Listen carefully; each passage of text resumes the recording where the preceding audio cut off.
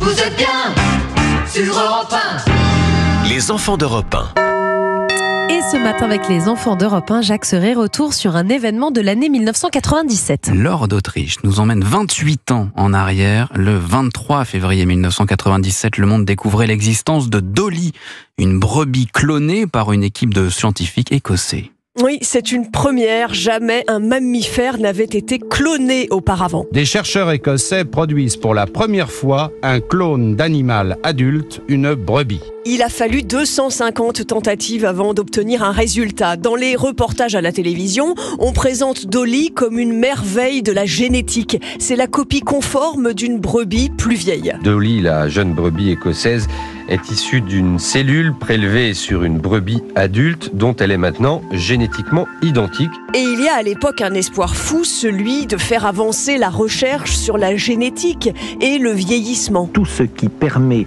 de mieux comprendre le mécanisme de la vie peut amener des conséquences tout à fait intéressantes si l'homme sait utiliser intelligemment sa connaissance du point de vue thérapeutique, du point de vue santé, du point de vue compréhension, encore une fois, de la vie. Et cloner d'autres animaux adultes serait intéressant, estime le responsable de l'Institut écologique Ecoropa, Étienne Vernet. Dans le cas du mouton en question, on voit qu'on pourrait, si on a un mouton qui fait une plus belle laine que les autres par exemple, on pourrait lui faire des frères, des petits qui soient absolument identiques à lui. Mais une question se pose, après ce clonage animal, le clonage humain est-il à portée de main? Des voix s'élèvent dans la communauté scientifique. Pour le généticien Axel Kahn, cloner des êtres humains est une barrière qu'il ne faut pas franchir. Une partie tout de même de la dignité de l'homme est liée au fait qu'il est unique, qu'il n'est comparable à aucun autre. Et quand il y a des vrais jumeaux, c'est le hasard qui l'a voulu naturellement, mais que l'homme reproduise comme ça un homme parce qu'il lui considérait soit une valeur supérieure aux autres,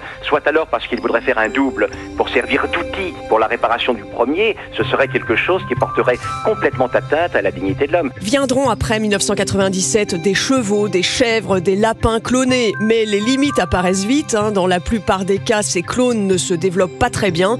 Aujourd'hui, l'élevage d'animaux clonés est interdit en Europe, mais autorisé dans d'autres pays comme en Chine, où le marché est en pleine expansion.